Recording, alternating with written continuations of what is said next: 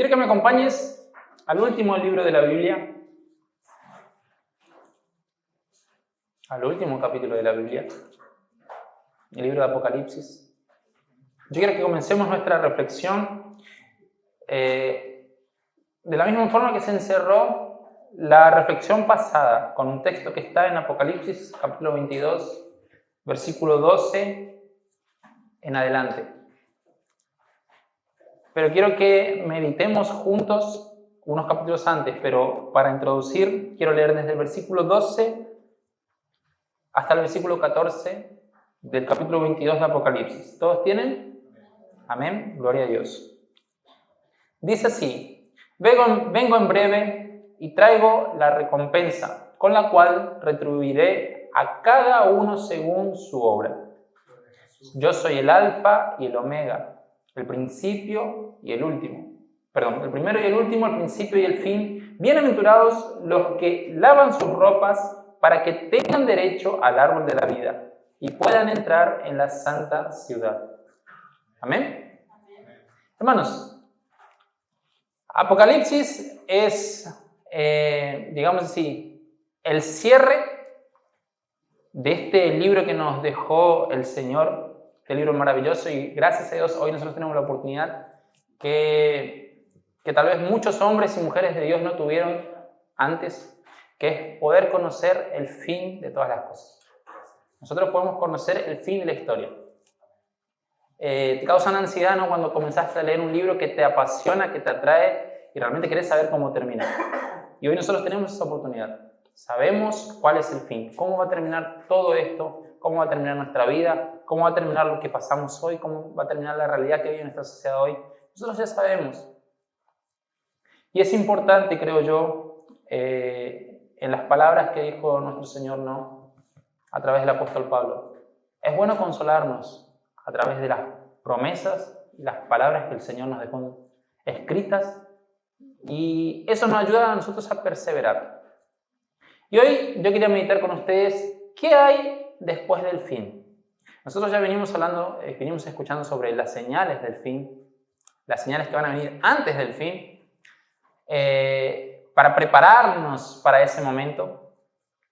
Escuchamos también sobre cómo va a ser ese momento tan esperado por todos los cristianos, que es la venida del Señor Jesús. Y queda todavía en el tintero, ¿no?, para saber qué va a venir después de que regrese nuestro Señor Jesús. ¿Cómo va a continuar la historia? ¿Cómo se encierra? El Señor Jesús vuelve a buscar a su iglesia.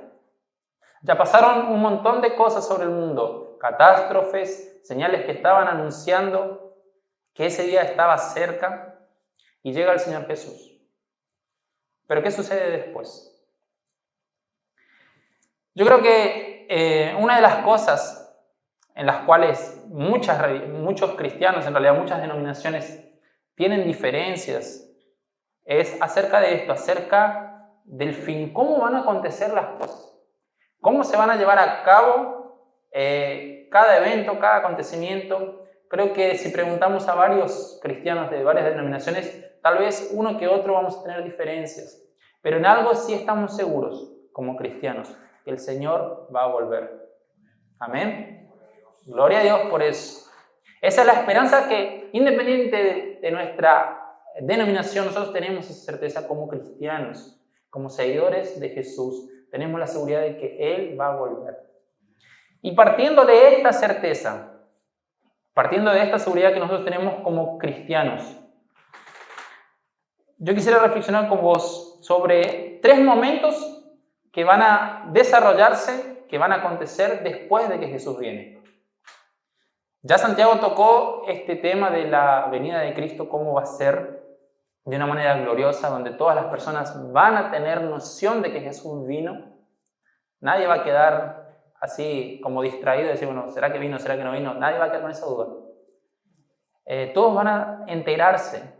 Va a ser el mayor evento cósmico, no solo mundial, cósmico, donde toda la creación va a saber lo que está pasando. Mismo Apocalipsis va a decir así que la naturaleza misma va a huir delante de la presencia de aquel que viene en gloria. Entonces, después de ese evento, vamos a ir ahora nosotros a 3 momentos puntuales que están narrados desde el capítulo 20 del libro de Apocalipsis. Ahí yo quiero que vuelvas 2 capítulos para atrás.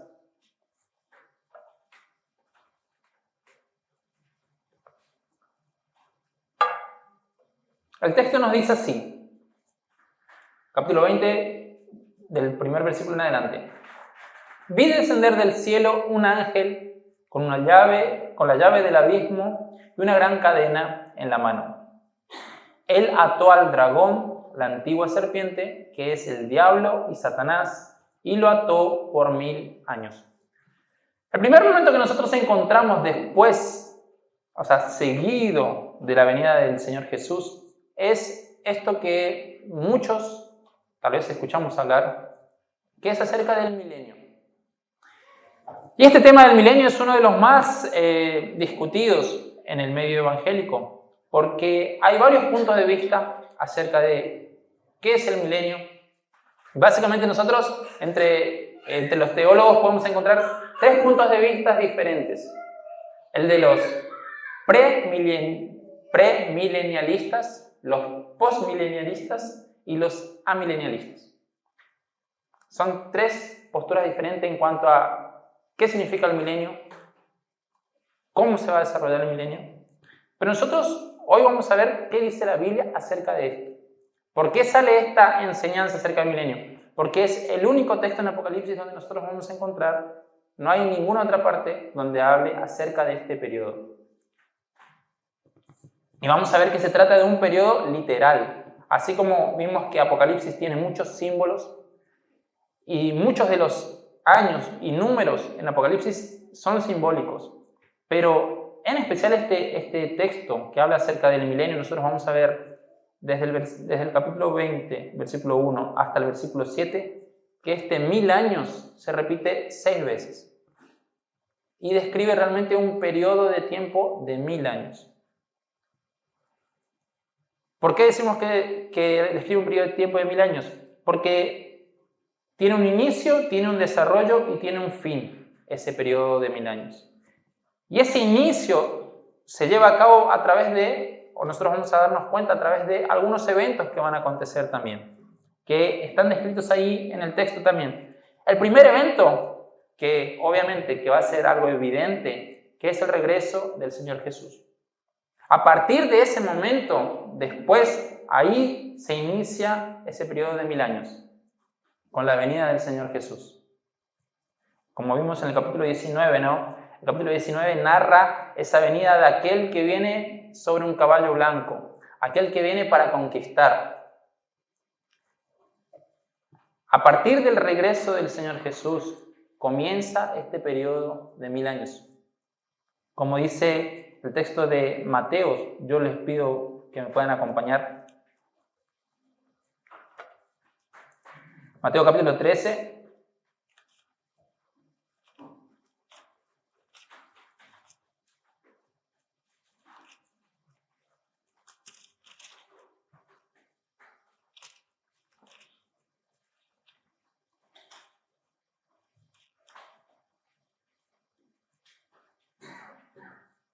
Perdón, Marcos capítulo 13.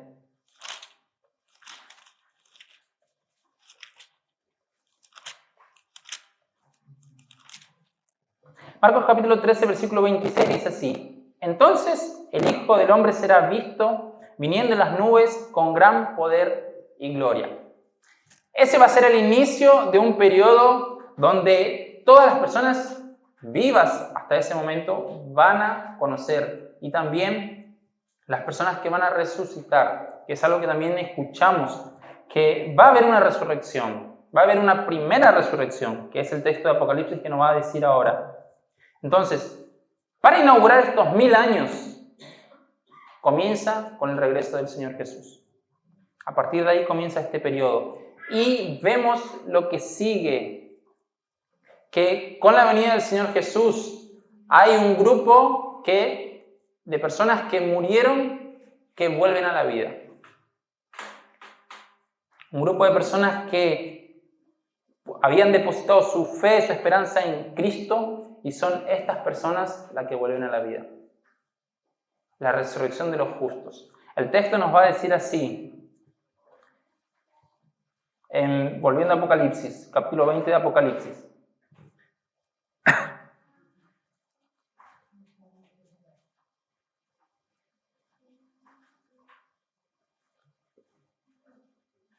¿Tienen ahí?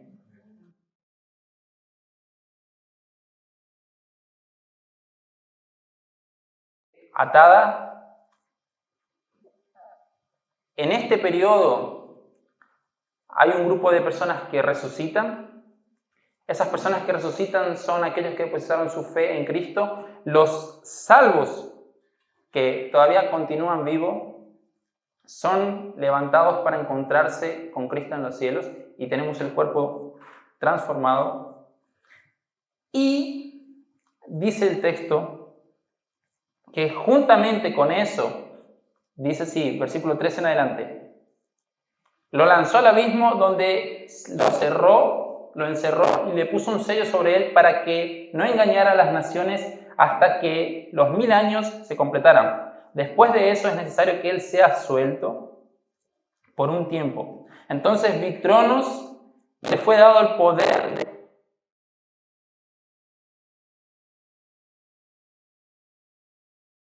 testimonio y la palabra de Dios. Los que no adoraron a la bestia, ni a su imagen, ni recibieron la señal en la frente ni en las manos. Ellos revivieron y reinarán con Cristo durante 1000 años. Pero los otros muertos no revivieron hasta que se cumplieron los 1000 años. Esta es la primera resurrección.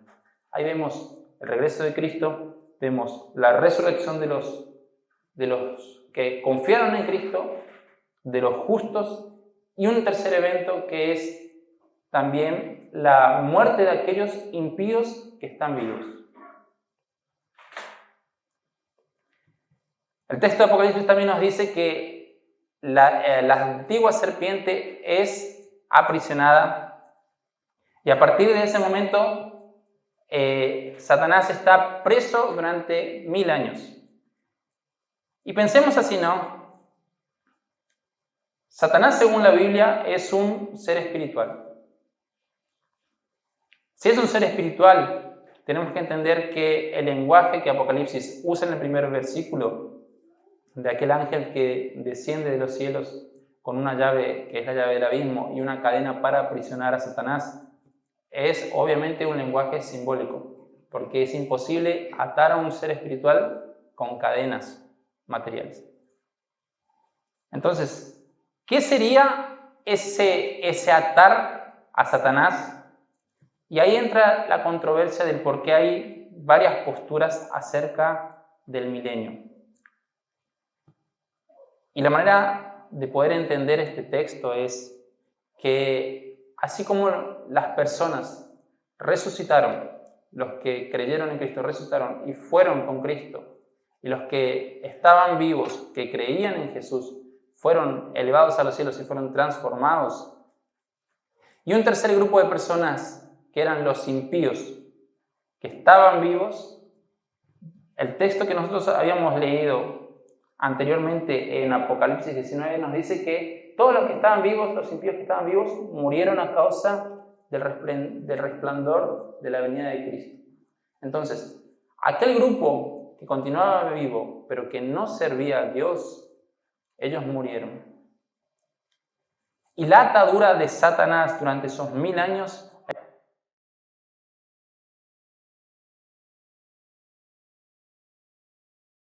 a las naciones. Durante un periodo de 1000 años, Satanás no va a tener a quién engañar, a quién atormentar, a quién tratar de apartar de algo. Los cristianos ya están con Cristo.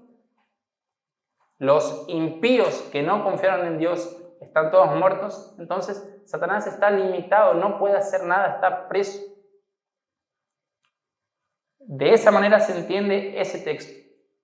Entonces, la prisión de Satanás forma parte del inicio de este proceso de 1000 años, de este momento de 1000 años. Obviamente, la ascensión de la iglesia, el rapto de la iglesia, que ya vimos, escuchamos anteriormente también, que no va a ser un rapto secreto. Todo ojo verá al pueblo de Dios encontrándose con su Señor en los cielos. Todas las personas vivas van a ver sus cuerpos transformados.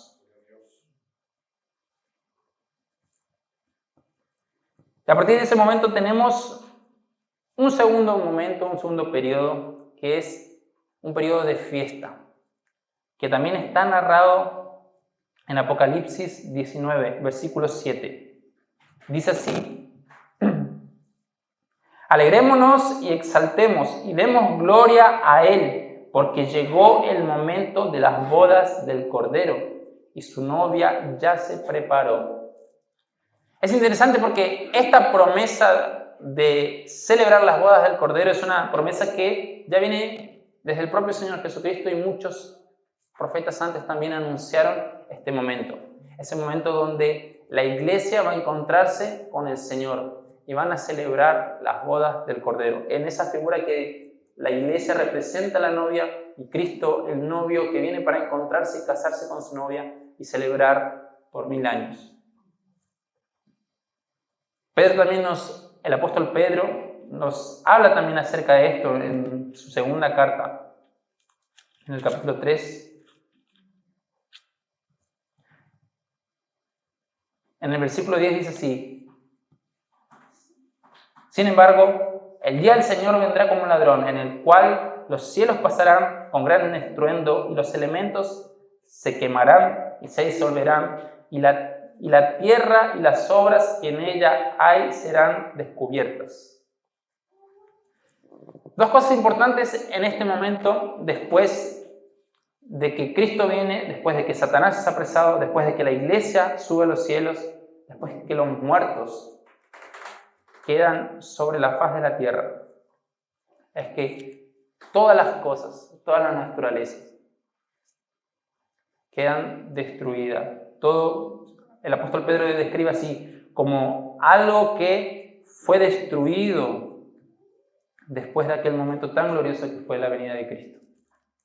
Los elementos se deshacen y la iglesia comienza a celebrar un momento de tanta alegría, como dijo Apocalipsis: celebremos y exaltemos porque ha venido las bodas del Cordero. Y en esto nosotros tal vez nos diferenciamos de otros, porque nosotros entendemos que este periodo de 1000 años, donde la iglesia va a disfrutar, va a celebrar, y como dice Apocalipsis, va a reinar junto con Cristo, va a ser un periodo donde la iglesia va a pasar en los cielos y no en la tierra, como muchas personas creen. Es un periodo donde la iglesia va a participar, según el texto, va a participar de los juicios, o tener conocimiento de los juicios que Dios va a llevar a cabo sobre el mundo entero, sobre la vida de las personas, sobre la vida de aquellos que no confiaron en Él. Es un periodo un poco más breve en el sentido de que 1000 años comparado a lo que vamos a experimentar después, que vamos a ver a continuación, es un periodo bastante breve. Después de esos 1000 años, nosotros podemos ver el fin del milenio acontecer. Y yo pido, por favor, un voluntario que pueda leer en Apocalipsis, capítulo 20, el versículo 7, versículo 8. Y cuando los 1000 años se cumplan, Satanás será suelto de su prisión y saldrá a engañar a las naciones que están en los 4 ángulos de la tierra, a Gog y a Magog, y de reunirlos para la batalla del número, el número de los cuales es como la arena del mar. Amén. Después de ese periodo de los 1000 años, pasados los 1000 años, dice que Satanás es suelto. Y el texto, el versículo 5, nos dice por qué Satanás es libre de su prisión. ¿Se acuerdan cuál era el motivo de la prisión de Satanás? ¿Cuál era el motivo de la desaparición de Satanás? No había nadie a quien engañar. El texto dice que él fue preso para que no engañara a ninguna de las naciones. El versículo 5, ¿qué dice? Cuando se completaron los 1000 años, ¿qué pasó? ¿Pero qué pasó? ¿Por qué fue suelto? No. Versículo 5, capítulo 20, versículo 5 dice: pero los otros muertos, aquellos que no resucitaron en la primera resurrección cuando Cristo vino, dice, esos otros muertos no resucitaron hasta que se cumplieron los 1000 años. Por ese motivo nosotros entendemos que ese periodo de 1000 años es un periodo literal. Entonces, hay dos resurrecciones.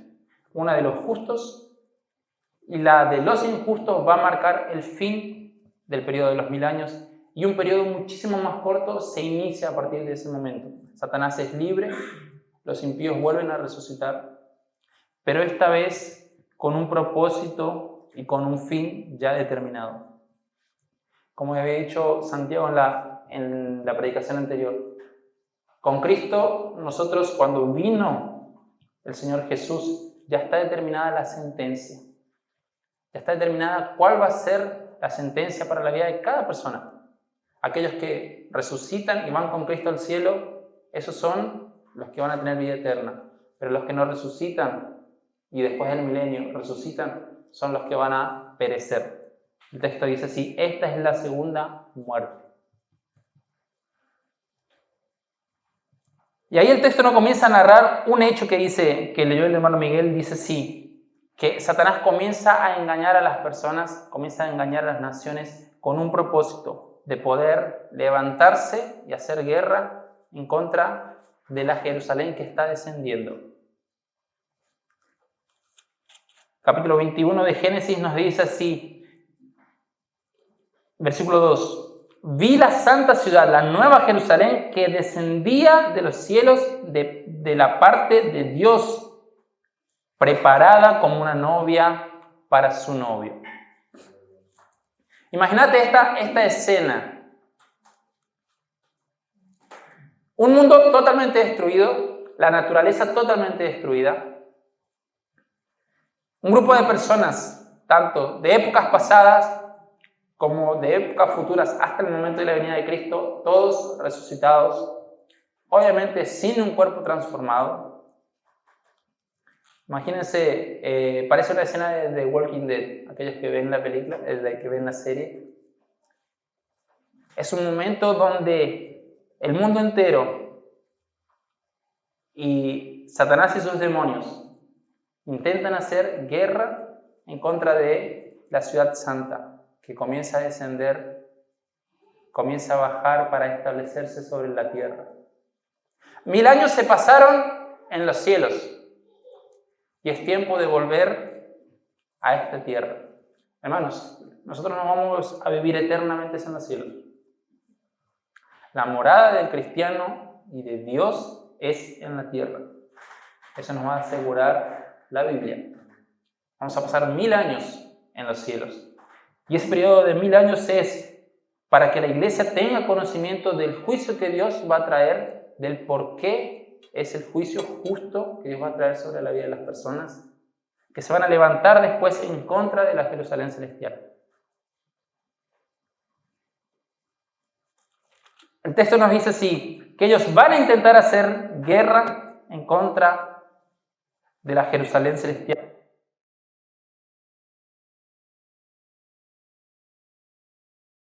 Y versículo 11 del capítulo 20. Vi entonces un gran trono blanco y al que estaba sentado sobre él. Y la tierra y el cielo huyeron de su presencia, y no fue encontrado un lugar para ellos. Y vi a los muertos grandes y pequeños en pie delante del trono, y se abrieron algunos libros. Entonces se abrió otro libro, el libro de la vida. Y los muertos fueron juzgados por las cosas que estaban escritas en los libros, según sus obras.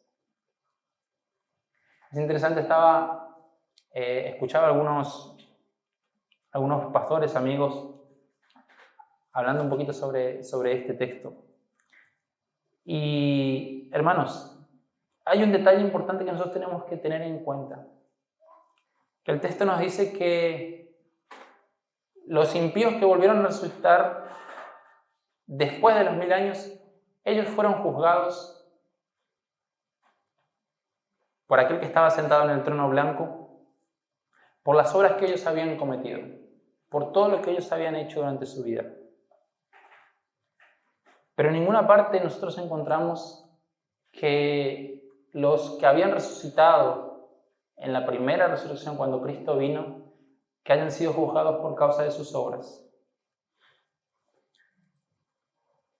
Y es importante pensar, hermanos, que realmente los cristianos no somos juzgados por nuestras obras, porque nuestra salvación no proviene de aquello que nosotros hacemos, sino que la razón del por qué esas personas van a resucitar en la primera resurrección es por causa de haber creído en Cristo. Y la Biblia nos asegura eso, que de principio a fin nuestra salvación es por fe en Cristo Jesús, no por causa de nuestras obras. Si queremos por causa de nuestras obras ser justificados, el texto al final nos va a decir que está bien, nosotros no confiamos en la obra que Cristo hizo por fe, ok. Al final de cuentas nosotros vamos a tener que entonces dar respuesta a Dios por nuestras obras si no confiamos en la obra que Cristo hizo, en la obra redentora de Jesús por nosotros. Hermanos, nuestra salvación siempre fue por fe y siempre será de esa manera. Siempre será de la manera que Cristo nos enseñó, es confiando en Él. Es confiando en Él. Y un último momento se viene a partir de la destrucción de Satanás, que el texto, capítulo 20, versículo 10 nos dice que fuego descendió del cielo y destruyó a todos. Versículo 10 dice así: y el diablo y el que los engañaba fue lanzado al lago del fuego y azufre, donde están la bestia y el falso profeta, y ellos serán atormentados día y noche por los siglos de los siglos. Es importante entender, hermanos, que por los siglos de los siglos y este lago de fuego no es algo que va a ocurrir eternamente. Ese hecho de que son atormentados eternamente o son destruidos eternamente, en realidad en el original da la idea de que el hecho de ser destruidos, de ser consumidos, es algo permanente, no es algo que va a durar por mucho tiempo, sino que el acto de haber destruido a Satanás y al falso profeta y a la bestia es algo que nunca más se va a ver. Porque si no, sería algo injusto que los salvos estén en una parte en el mundo y por otra parte los que están atormentados, escucharlos eternamente sufrir por causa de sus pecados, por causa de todo lo malo que hicieron. No hay cabida en la Biblia para poder entender de esa manera esos textos. El ser arrojados al lago de fuego y azufre. Hermanos, Juan dice que después de eso él vio un cielo nuevo y una tierra nueva, porque todas las cosas viejas pasaron. Y ahí nosotros podemos entender que después de la venida de Cristo, después de ese fin que nosotros aguardamos, va a haber un periodo donde nosotros vamos a pasar, vamos a reinar como iglesia con Cristo en los cielos, un periodo de 1000 años. Después un momento tan corto que va a ser ese momento donde los que resucitan después de esos 1000 años intentan hacer guerra contra Jerusalén celestial. Y después un momento mucho más largo, que es el de la eternidad, donde la iglesia va a estar viviendo con Cristo en un cielo nuevo y una tierra nueva. Ya no es más en los cielos, sino que es ahora en la tierra. Hermanos, todo esto para que nosotros podamos entender, pero es importante aplicar esta verdad a nuestras vidas. Es importante que nosotros entendamos lo que la Biblia nos asegura acerca de estos eventos que van a acontecer después del fin. Pero ¿qué hacer con todo esto? ¿Qué vas a hacer vos? ¿Qué tenemos que hacer nosotros como iglesia de Cristo, que aguardamos su venida? Y yo quiero hacer alusión a lo que dijo el Señor. Aquel que perseverare hasta el fin, ese será salvo. Hermanos, la perseverancia para el cristiano significa que nosotros en algún momento podemos tomar la decisión de abandonar a Cristo. Y no se trata de esas personas que dicen, bueno, yo no quiero saber nada con Cristo. No, el perseverar es para personas cristianas que tal vez en algún momento pueden llegar a tomar la decisión de abandonar a Cristo. Y Jesús nos dice, persevera hasta el fin. Vienen luchas, vienen dificultades, hay problemas, hay una gran tribulación que viene por delante que no sabemos si nos va a tocar a nosotros. Pero permanece hasta el fin, persevera hasta el fin. Es mantenerte firme en tu fe hasta el fin. No niegues a Cristo por causa de los problemas, por causa de las dificultades, por causa de las luchas. No niegues a Cristo. Quien no creyó en Cristo desde un principio, todavía tiene oportunidad, pero es para nosotros esto, perseverar. Y perseverar con una segunda actitud, que es perseverar con esperanza, hermanos. Este día escuchaba a una chica que hablaba, que decía así que cuando ella tenía dificultades, ella se veía a sí misma en un futuro. ¿Cómo era el futuro que ella realmente estaba esperando? Y que eso le ayudaba a tomar confianza cuando había desánimo, cuando había tristeza. Eso le ayudaba porque ella colocaba su vista allá. ¿Cómo sería su futuro allá? Y eso también se aplica a nosotros, hermanos. Cuando hay dificultades, cuando hay problemas, cuando hay desánimo,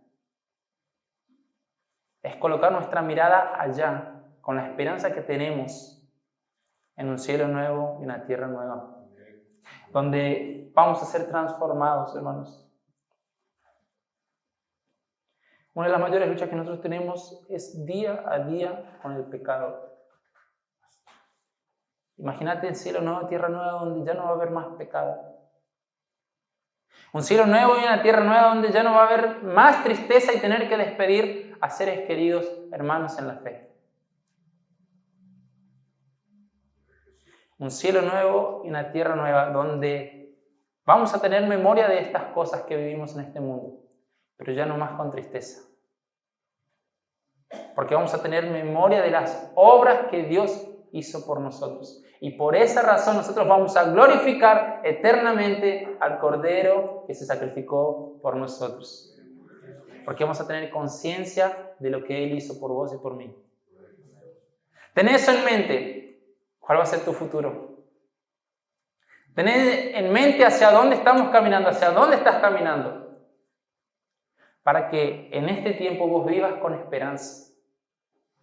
Si hay desánimo, para que tomes fuerza, para que perseveres, para que cobres ánimo y continúes. Para que si conoces a personas que están desanimadas, que las animes. Hay esperanza, hay una esperanza que nos aguarda a aquellos que confiamos en el Señor. Ya su palabra nos dijo que tenemos que estar preparados para ese momento. Hoy estamos en una posición donde Dios nos dice, ustedes son mis hijos.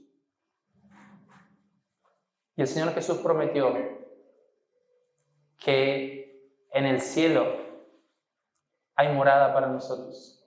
Y que si no hubiera una morada, Él iba a preparar y volvería para buscarnos. Hermanos, yo quiero que salgamos de acá con la certeza de que las cosas que vienen después de la venida del Señor Jesús son para una mayor esperanza para su iglesia. Y eso nos debe animar a perseverar hasta el fin. Porque la promesa del Señor Jesús es esa, que aquel que persevera, ese será salvo. Amén. Yo te invito a ponerte de pie.